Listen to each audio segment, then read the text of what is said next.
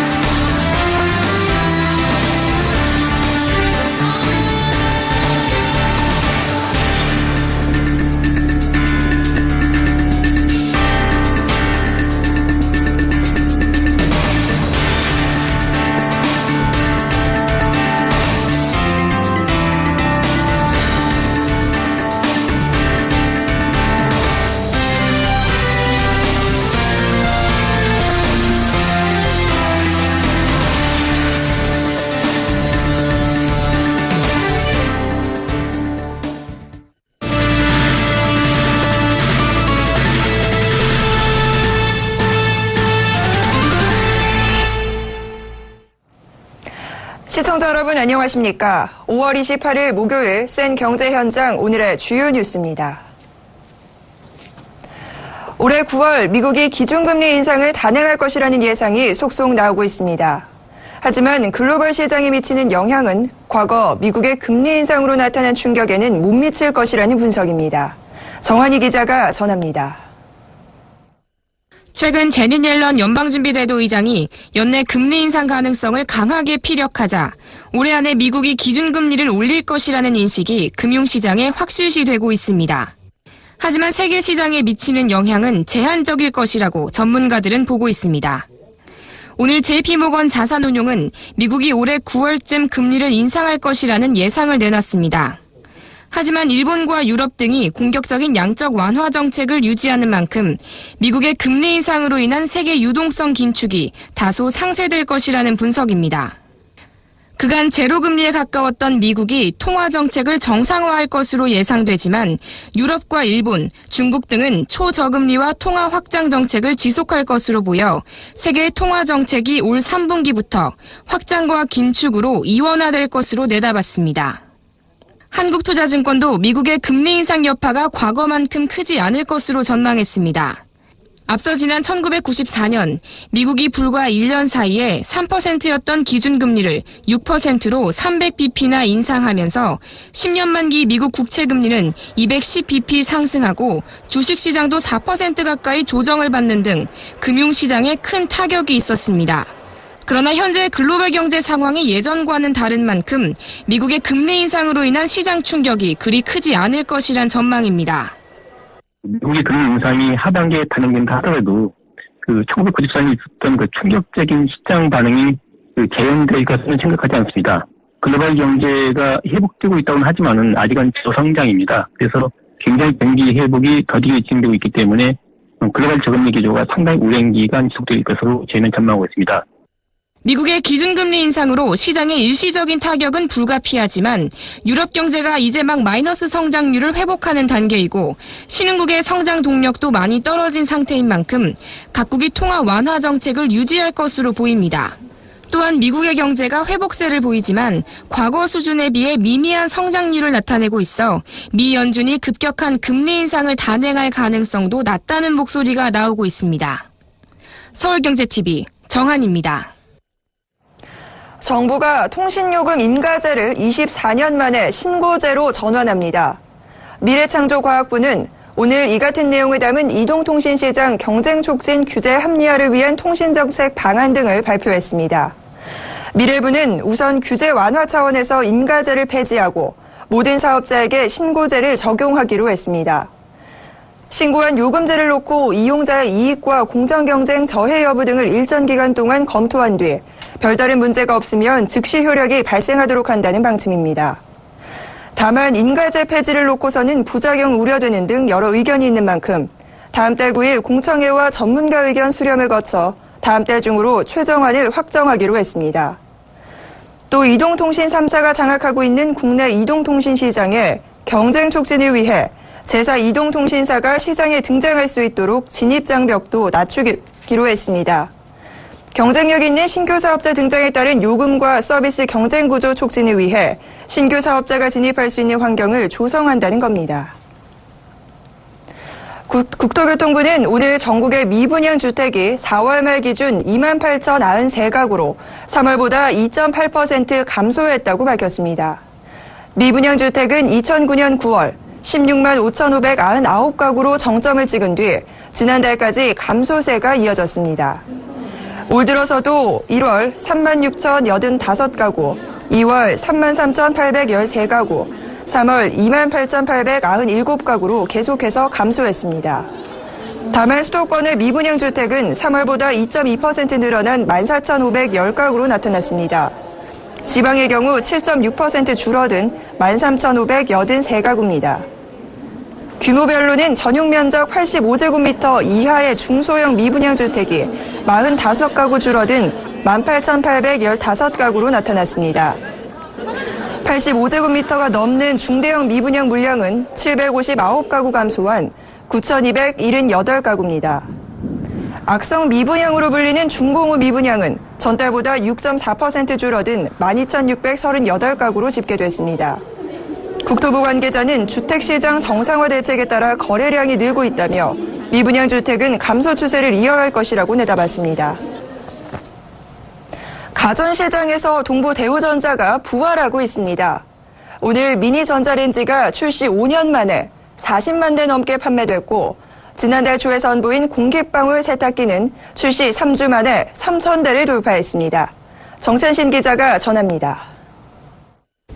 동부대우전자가 부활의 나래를 펴고 있습니다.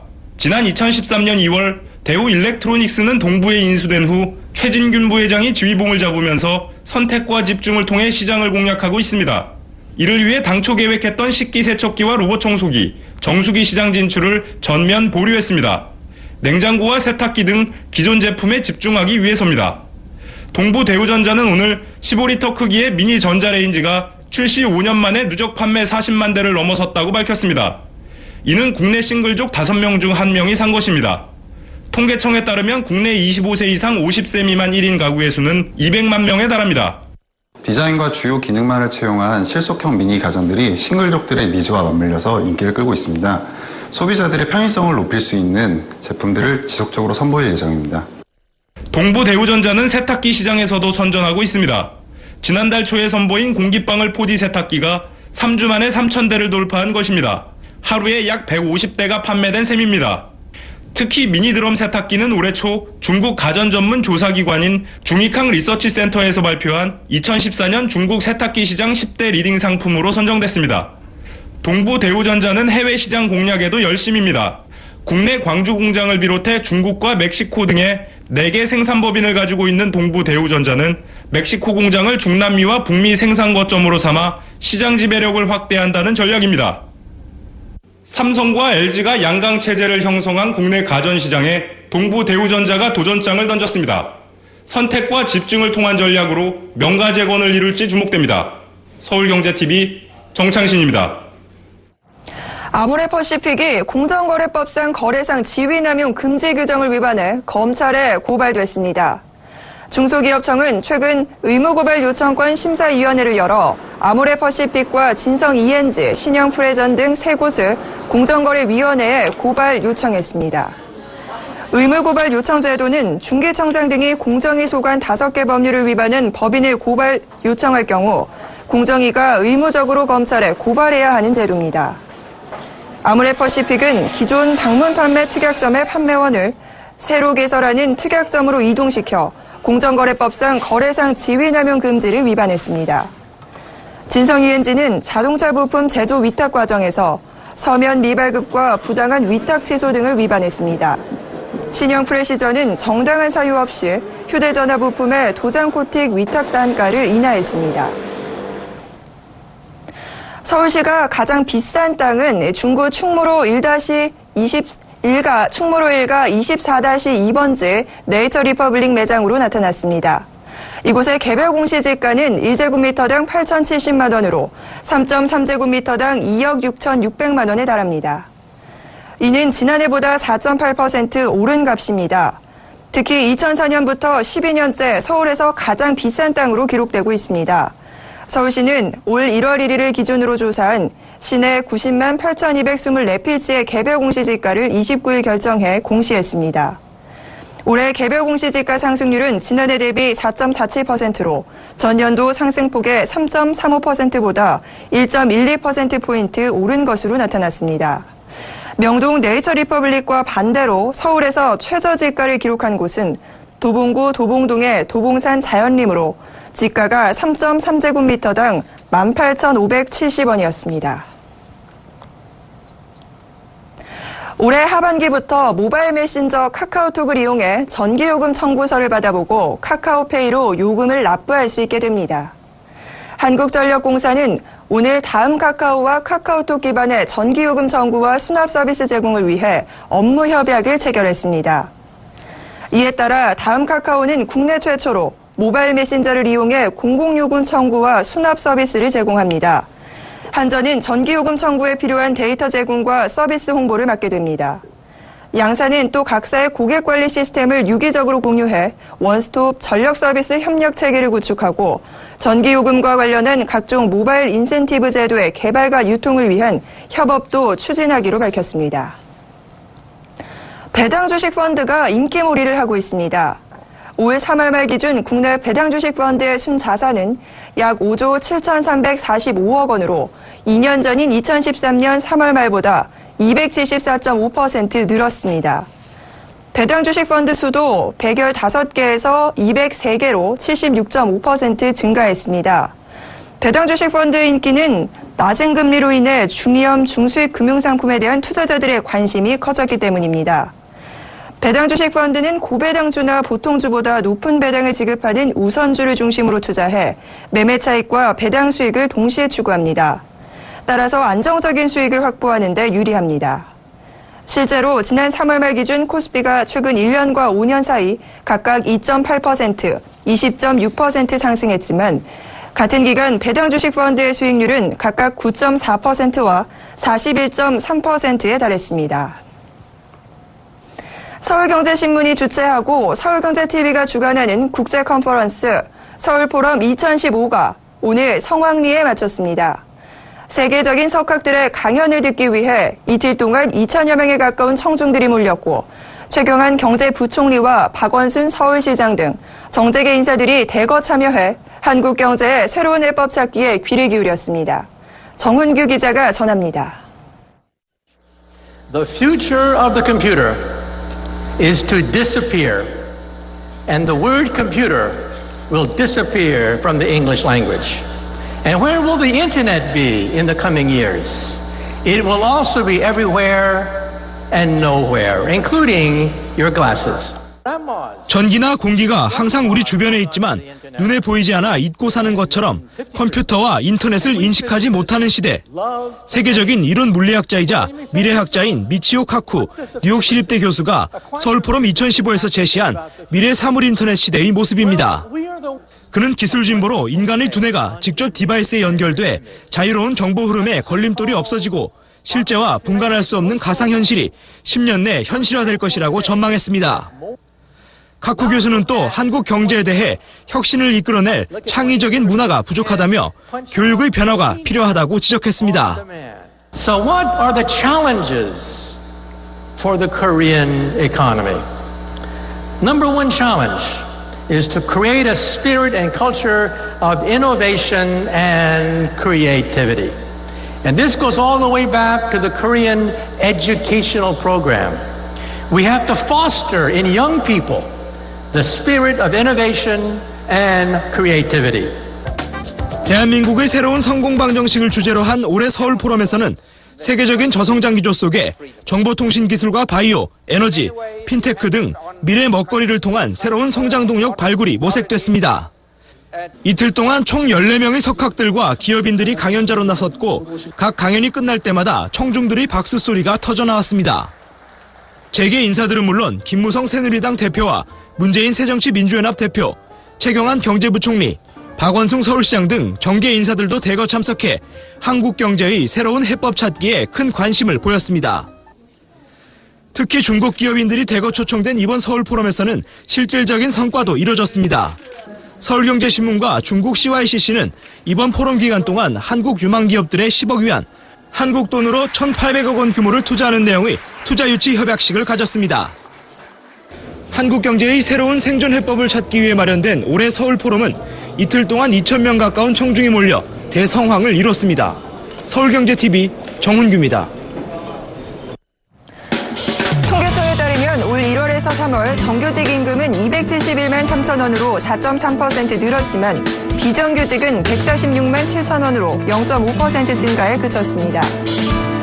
한국은행에 따르면 개인 고객이 많이 가입하는 은행권 1년 정기예금 평균 금리는 전달보다 0.17%포인트 떨어진 연 1.84%를 기록해 사상 처음으로 1%대에 진입했습니다. 동양시멘트 매각 공고가 29일로 다가오면서 동양시멘트 인수전에 한일시멘트, 라파즈한라, 삼표, 유진기업 등 4개사가 관심을 보이며 인수전이 달아오르고 있습니다. 정청길 SK이노베이션 사장은 오늘 기자간담회를 열고 현재 11조 원인 기업의 가치를 2018년까지 30조 원대로 키우고 글로벌 탑 30위 에너지 기업으로 성장시키겠다고 말했습니다.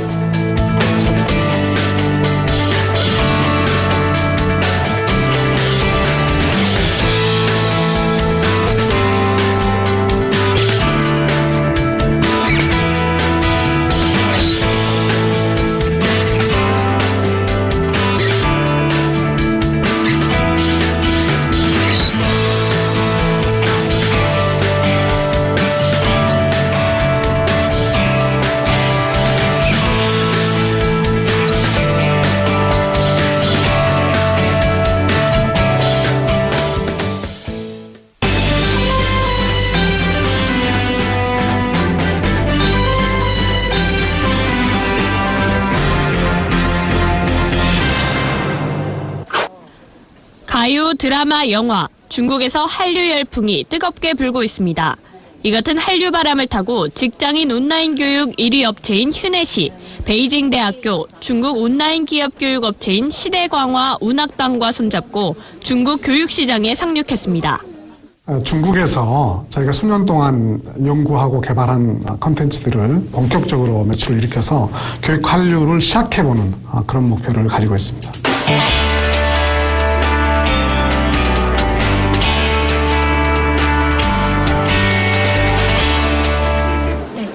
교육 전문 업체 휴넷은 이달 초부터 중국 최고대학 베이징대에서 베이징대 휴넷 온라인 경영관리 교육과정을 제공하기 시작했습니다. 최근 1년간 베이징대, 칭화대 등 중국 명문 대학 교수들과 동영상 강의 촬영을 마치고 이달 초부터 중국 현지 기업들은 물론 현지에 진출한 국내 기업들을 대상으로 수강생 모집에 나섰습니다. 4개월간 학습한 이후에는 베이징대 명의의 정식 수료증까지 발급하는 터라 반응도 뜨겁습니다. 중국 최대 온라인 기업 교육 서비스 업체인 시대광화를 파트너로 확보하는 성과도 거뒀습니다. 휴넷은 4년 전인 2011년부터 해외 사업 태스크포스 팀을 만들어 해외 시장 조사에 착수했습니다. 대다수의 평가는 너무 이르다는 것이었습니다. 그러나 조영탁 대표는 더 늦출 수 없다는 판단에 중국 시장에 베팅했고 그 발빠른 판단에 대한 성과가 속속 나타나고 있습니다. 지금 당장 안 되더라도 멀리 보고 저희가 오보말리로 차근차근 그런 목표를 가지고 해왔던 것이 오늘날 저희가 이제 교육 한류의 선봉에 설 수 있는 교육 한류와 중국 이러닝 시장의 선두가 될 수 있는 그런 바탕이 된 것 같습니다. 4년간 휴넷은 현지에 적합한 MBA 교육 프로그램을 개발하며 철저한 준비를 해왔습니다. 조 대표는 중국 이러닝 시장에 진출하기로 마음먹은 뒤 30번 이상 중국 출장길에 올랐고 최소 6, 7개월을 현지에서 보낼 정도로 중국 시장 개발에 몰두했습니다. 국내 시장에서의 성공을 바탕으로 한 중국 시장에 대한 확신이 있었기 때문입니다. 내년에 이제 중국 사업에서 흑자 얻는으로 생각을 하고 있고 2020년경에는 한국 매출을 뛰어넘는 것을 목표로 하고 있습니다. 중국 소비자에 맞는 현지화된 그런 마케팅 영업을 앞으로 계속해 나갈 생각입니다. 일례로 온라인으로 B2C, B2B 대리상을 한 1000개 정도 확보해서 시장을 개척하고 확대해 나갈 그런 계획을 가지고 있습니다. 휴넷이 이렇듯 자신 있게 중국에 진출할 수 있었던 배경에는 국내 시장에서의 성공 경험이 있었습니다. 직장인 대상 기업 교육 분야에서 1위 기업인 휴넷의 국내 연관 고객사 수는 1,300여 곳입니다. 한 해 휴넷의 강좌를 수강하는 학습자 수는 50만 명이고 휴넷이 제공하는 이러닝 콘텐츠 수는 8천여 개에 달합니다. 올 3월에는 온라인 최고 경영자 과정인 휴넷 CEO를 런칭하면서 삼성 계열 교육 전문 기업 크레듀가 운영하는 세리 CEO에 도전장을 내밀기도 했습니다. 다음 달에는 일반인을 대상으로 한 교육 콘텐츠 구독 서비스인 휴넷 프라임의 론칭도 계획하고 있습니다. 한 달 만에 한 700명 정도 서비스를 받고 있을 정도로 굉장히 반응이 좋습니다. 이런 서비스를 좀 더 확대해서 휴넷 프라임 서비스를 통해서 저희들이 모든 사람들이 언제 어디서 원터치로 모든 학습을 할 수 있는 그런 저렴한 서비스를 개발해서 한국에서 서비스를 런칭을 할 생각인데 중국 이러닝 시장의 성장성은 무궁무진합니다. 이 시장을 선점해서 교육 한류를 이끌겠다는 휴넷의 야심찬 도전이 기대됩니다. 서울경제TV 이보경입니다.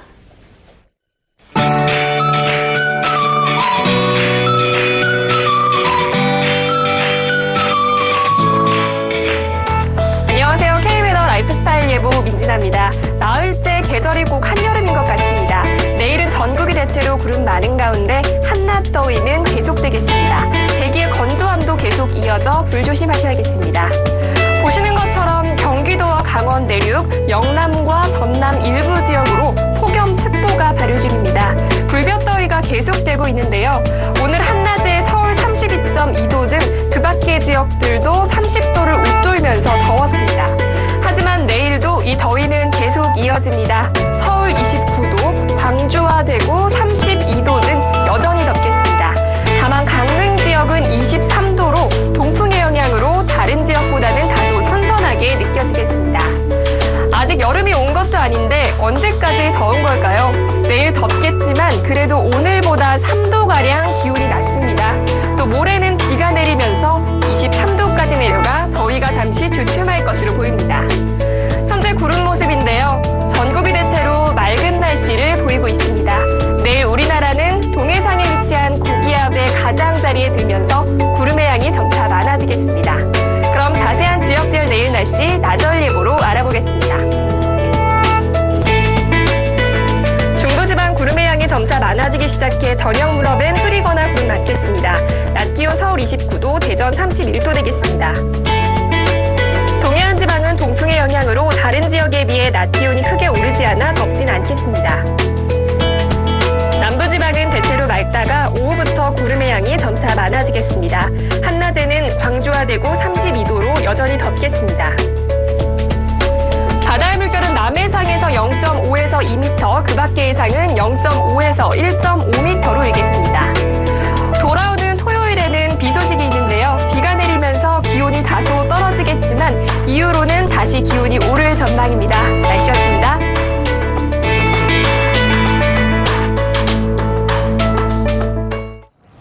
5월 28일 목요일 센 경제 현장 여기서 마치겠습니다. 시청해주신 여러분 고맙습니다.